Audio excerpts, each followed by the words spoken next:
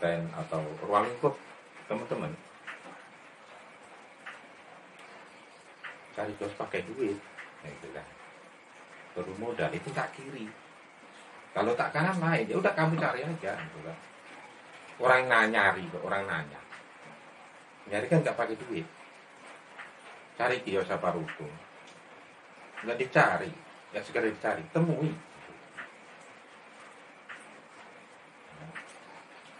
Misalnya 1 tahun itu ngontrak misalnya 10 juta. Ada DP nih, 500.000. Ya kan? Kebetulan kita bawanya duit 500.000. Ya setidaknya kita udah bercerita kepada teman kita, kepada kerabatnya kita. Setidaknya kita udah bercerita. Saya udah punya ruko, gitu kan. Walaupun di DP 500.000. Gitu kan. Berarti kurangnya tinggal berapa tuh? Kurangnya tinggal 9.500.000, ya kan? Insya Allah itu kekurangannya itu lebih mudah dari yang 500.000 itu, kalau Anda yakin.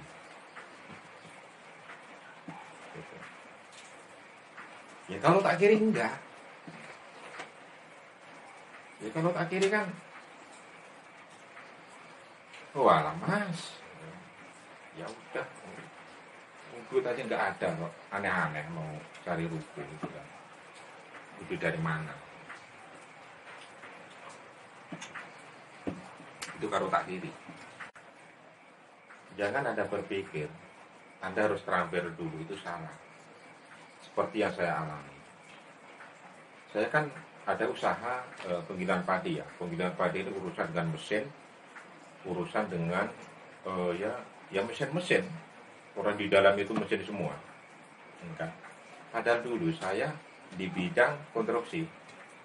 Saya bekerja di supervisor di sebuah perusahaan swasta kan. 8 tahun saya kerja di situ. Akhirnya saya resign masuk di dunia usaha ini. 0% tentang dunia ini. Dunia apa itu? Dunia permesinan saya nggak tahu. Saking saya pengennya tahu bagaimana caranya bongkar diesel dari nol, istilahnya dari sekedar melepas baut sampai bongkar seker, saya sampai bayar mekanik, mas ini dieselnya tolong dibongkar,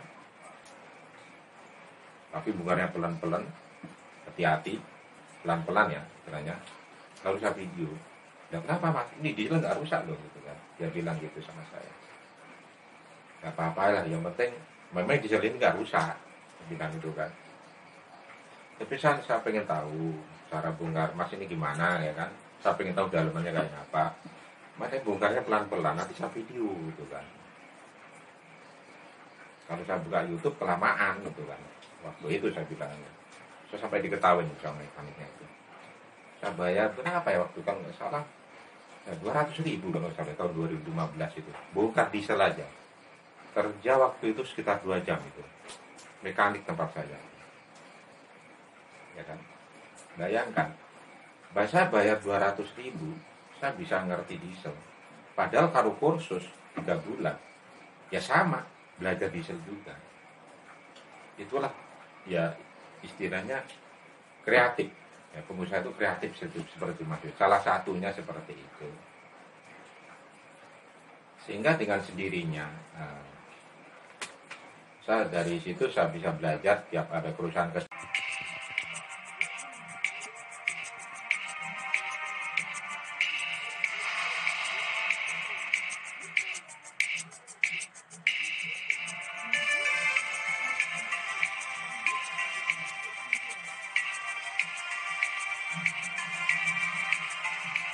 masih diperlukan oleh masyarakat sekitar. Itu yang usaha pertama.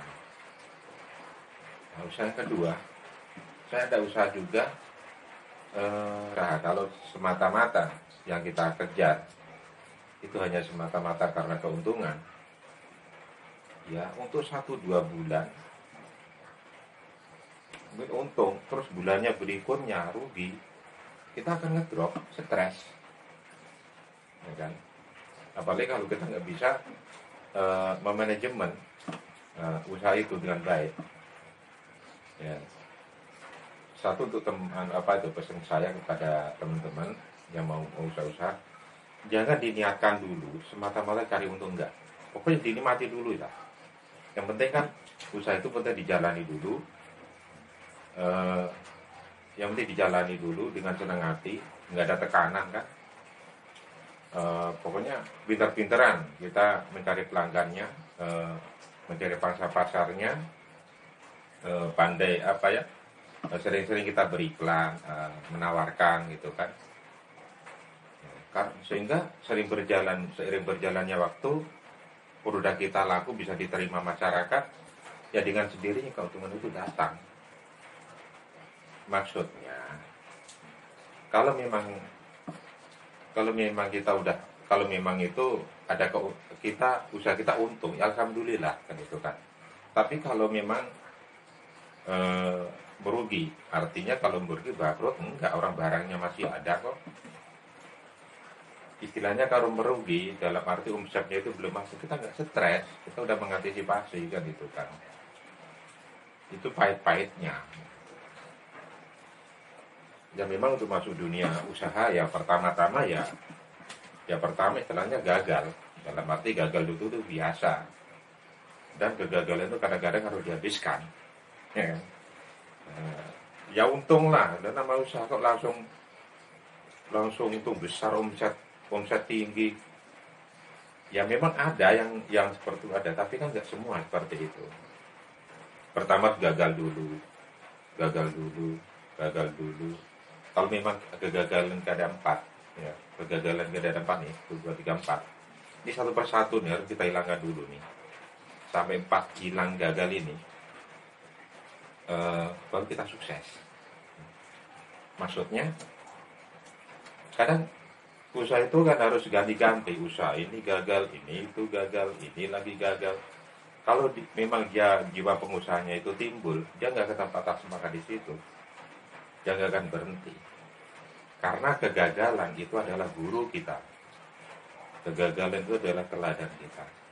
Kita tidak akan mengambil hikmah, kita nggak akan mengambil pelajaran kalau kita nggak mengalami nama kegagalan.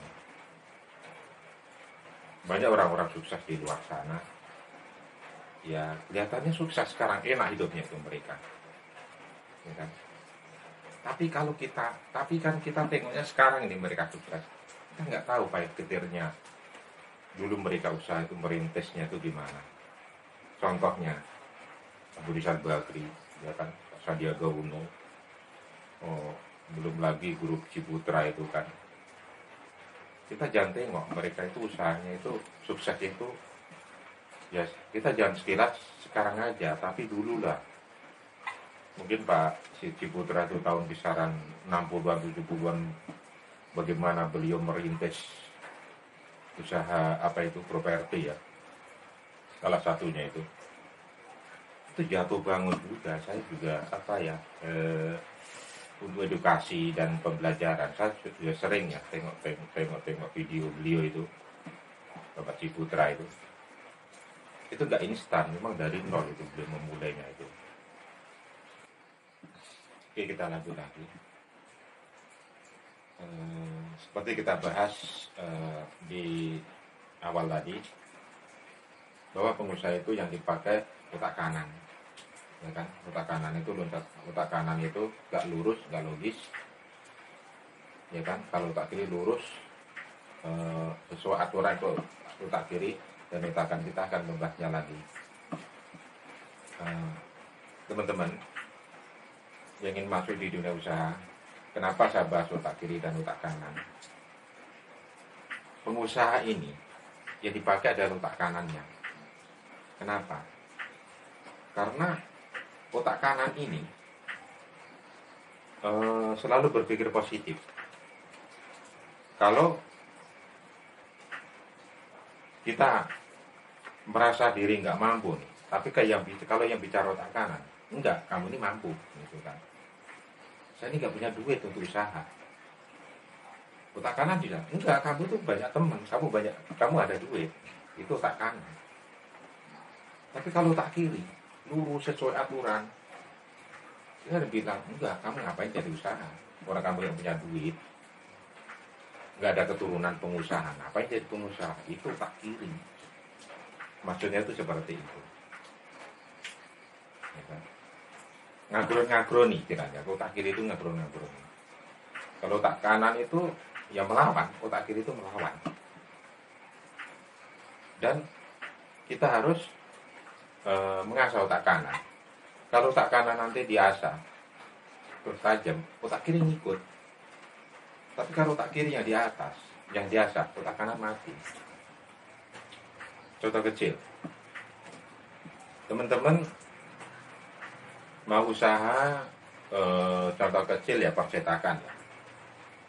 Padahal usaha percetakan itu berhubungan dengan tempat yang strategis ya, cari kios apa ruko. Teman-teman udah ada feeling nih, wah udah ada usaha percetakan. Coba teman cari ruko apa kios, entah dibilang kecamatan atau kabupaten atau ruang lingkup, teman-teman cari kios pakai duit, gitu kan. Baru modal itu tak kiri. Kalau tak kanan lain, ya udah kamu cari aja, gitu kan. Orang nyari, nyari kan nggak pakai duit. Cari kios apa ruko, nggak dicari, nggak sekedar dicari, temui.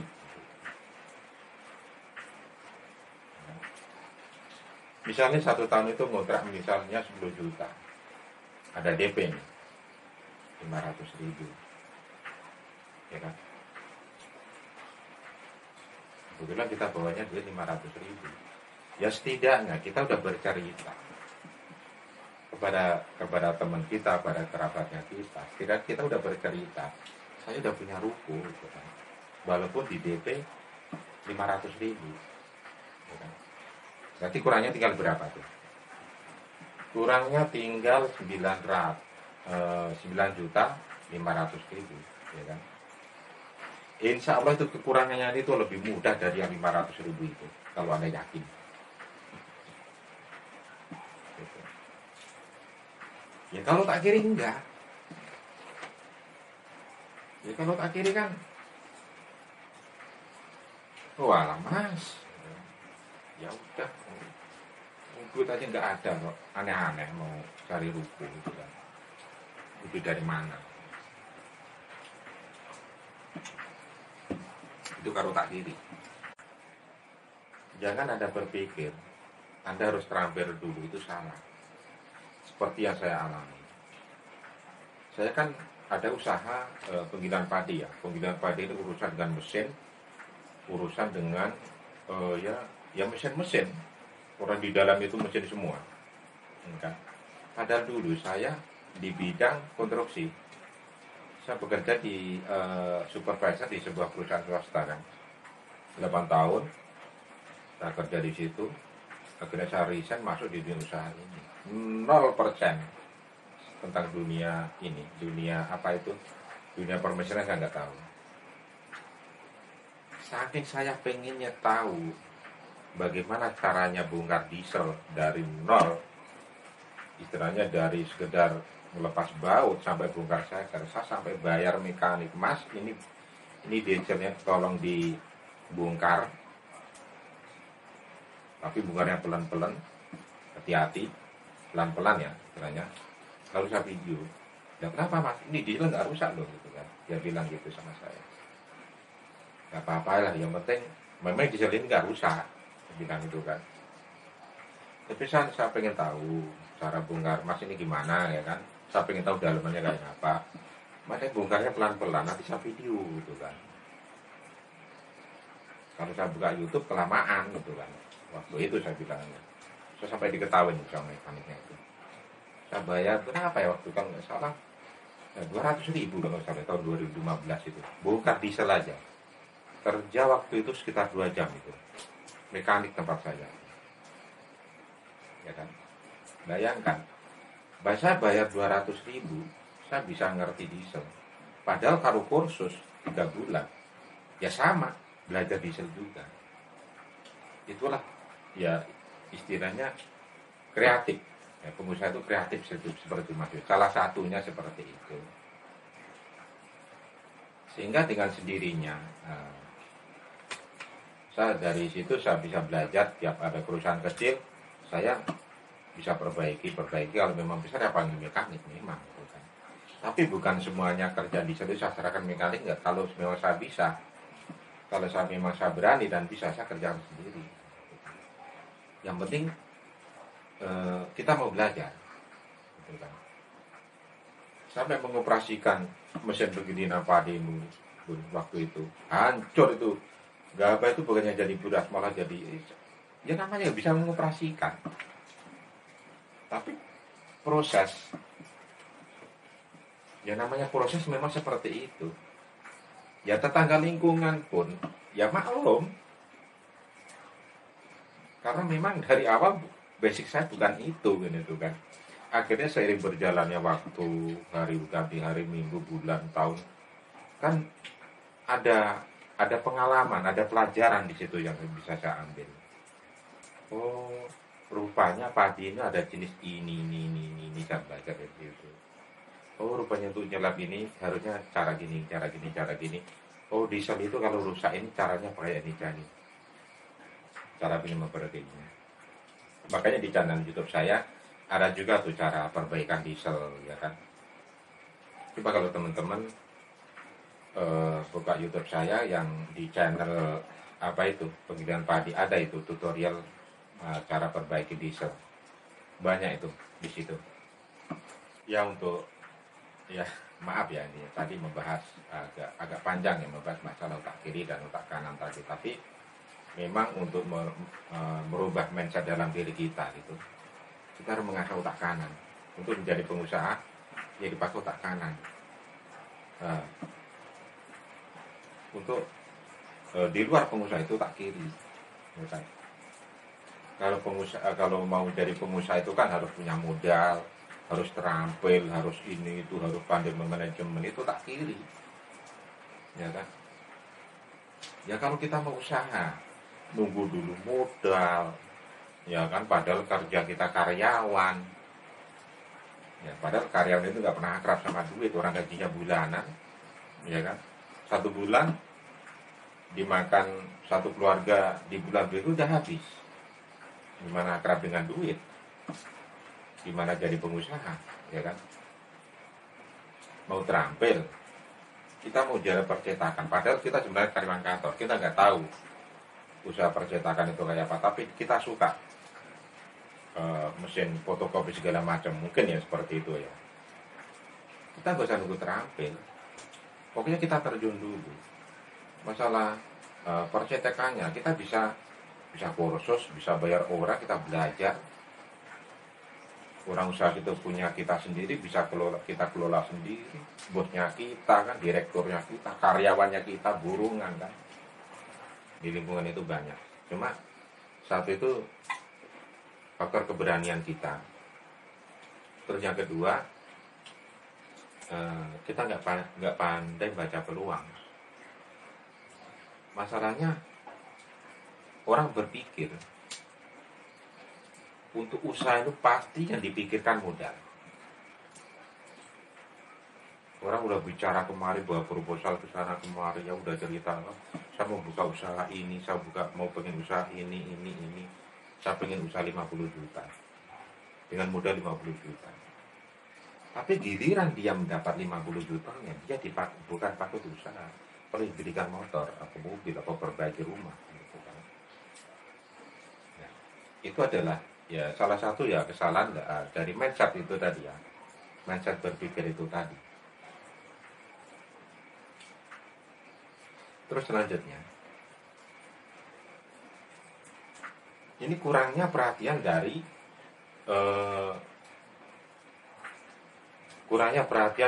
dan dukungan dari teman kita, kerabat, lingkungan, bahkan dari pemerintah setempat, dalam arti desa lah mungkin. Saya nggak bicara jauh-jauh sampai presiden, gubernur, presiden, enggak, hingga desa aja.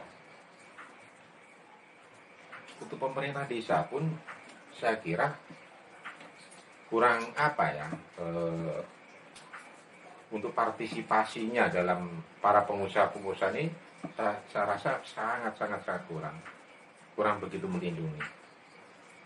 Contoh begini,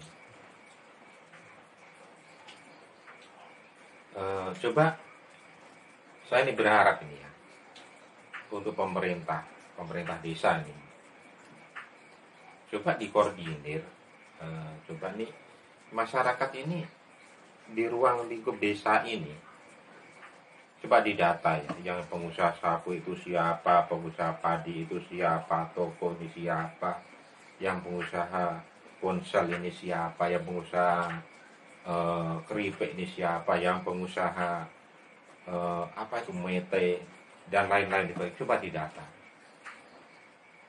Tapi bukannya didata, disosialisasikan, disampaikan ke warga sekitarnya.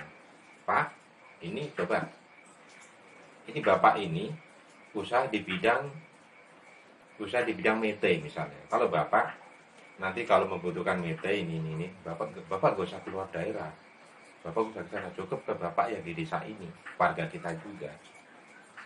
Yang lain, oh bapak ini usaha di bidang mebel kan. Kalau bapak cari mebel gak usah ke sana, cukup bapak ini aja gitu kan.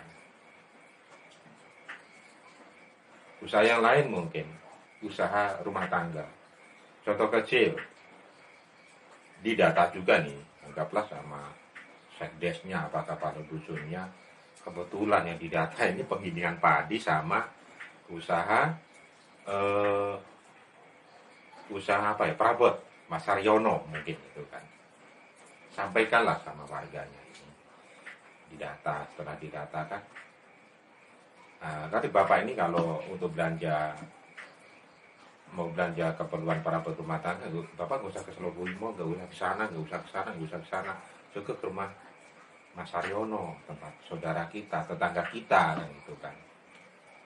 Belum ada yang alasan, jauh pak, orang belanjanya di sana, jauh di luar kota. Nah, kalau punya HP, pesen lah gitu kan. Contoh kecil, kalau bapak mau menggilingan padi, nggak usah ke sana. Di desa ini ada penggilingan padi BD77, gitu kan. Itu tenaga kita. Maksudnya begini, kalau dengan ada pendataan dan disosialisasikan seperti itu, kan pengusaha ini kan banyak khusus di lingkungan saya, Batako segala macam. Coba kalau ini ini yang khususnya pengusaha yang baru ini dikasih pengarahan,